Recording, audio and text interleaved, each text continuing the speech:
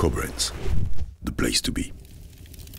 Normalement, on a un expert en live, là. Bon, salut les Koblenz, c'est encore Renaud.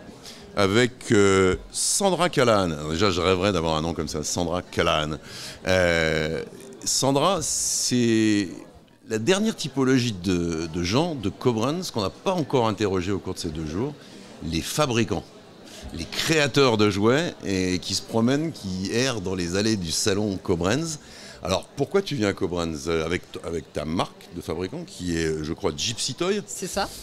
Alors, qu'est-ce que tu viens traîner dans les allées pour regarder ce qui se passe sur les stands? Alors déjà, je traîne pas. On a déjà un agenda assez chargé, mais en fait, c'est un moment fort en France pour, je dirais, sur 1 ou 2 journées, rencontrer les différents ayants droit. Donc, on vient un petit peu voir les tendances. Donc, moi, je suis venue cette année 2 jours parce qu'il y a des conférences très intéressantes, donc qui nous donnent un petit peu une vision d'un petit peu de l'évolution du marché, des tendances, etc. Il faut reconnaître que c'était passionnant. C'est ça. Les donc conférences moi j'aime beaucoup me nourrir de beaucoup de choses. Je suis de très choses. curieuse. Donc du coup, comme il y avait beaucoup de conférences très intéressantes, je pouvais pas tout faire sur une journée. Donc je suis venue 2 jours. Donc ce qui me permet peut-être d'être là, sur la fin de la. Mais c'est pour ça que je t'ai attrapé juste avant que tu partes en disant tiens, un fabricant créateur. Voilà. Donc c'est d'une part assister aux conférences et puis ensuite voir un petit peu ce que les ayants droit vont sortir dans les 2 ou 3 prochaines années. Et donc après c'est tout leur catalogue qui est renouvelé parce qu'il y a toujours des actualités. Et entre le moment de la rencontre, l'idée, la licence et le moment où ça arrive vraiment dans les rayons des distributeurs, il se passe, c'est quoi le laps de temps? Parce que quand tu parles d'anticipation, de venir sentir la nous, tendance... déjà dans le jeu, on travaille à minima 1 an, voire 18 mois à l'avance. Avant qu'un produit... là, 2023, on est début 2023. 2023 est déjà complètement plié, c'est fini. Donc là, c'est presque trop tard pour début 2024. En tout cas, premier semestre 2024, c'est déjà presque enclenché aussi. Donc là, moi, c'est les tendances fin d'année 2024, 2025, déjà 2026. Pratiquement 2025. Oui. 2024, je présume que tu es sur les JO. Ah bah oui. Donc et nous, les JO paralympiques. Exactement.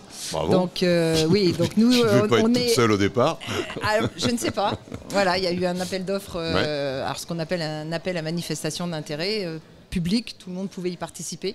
Donc au final, on est 2 finalistes et au final, on se partage la mascotte frige des Jeux Olympiques et Paralympiques. Ah bah ça va pas chômer chez Gypsy Toy, là. Ça chôme pas ça chôme jamais déjà. Non mais là c'est quand même un gros morceau. Voilà, donc gros morceau, donc on est dessus depuis plus de 2 ans maintenant.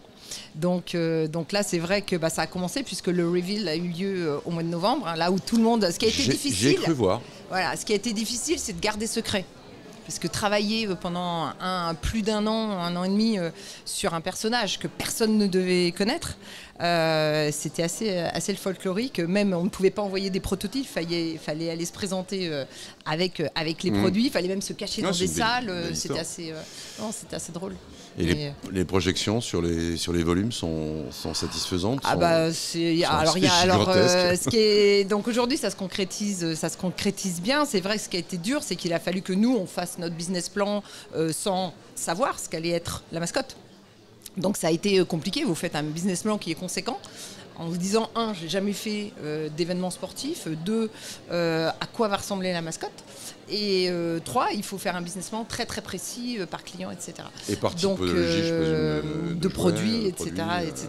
Donc voilà, on part un peu à l'aventure, mais maintenant ça se concrétise.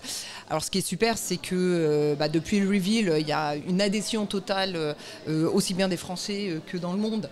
Les friges commencent à être très très connues. Il y a eu un buzz énorme au niveau des friges. Elles plaisent. Ce qui est génial aussi, c'est que ont été lancées en même temps la frige olympique et la frige paralympique. Donc il y a eu, les gens veulent les deux, donc ce qui est bien, puisque faut savoir que ce qu'on vend, ce qu'on reverse aide au sport, va aider, etc. Donc aussi bien dans les caisses paralympiques. Donc ça, c'est vraiment extrêmement positif. En 2024, c'est l'année des JO et l'année de Gypsy Toy. Ouais, ça va être un peu une année historique. Enfin, je l'espère, parce que pour l'instant, tout se passe bien. Il y a une première boutique qui a ouvert au Halles en décembre, qui fonctionne extrêmement bien, mais il y en a beaucoup qui vont ouvrir d'ici Paris 2024. Il faut savoir qu'il y a un événement avant, qui est la Coupe du Monde de rugby.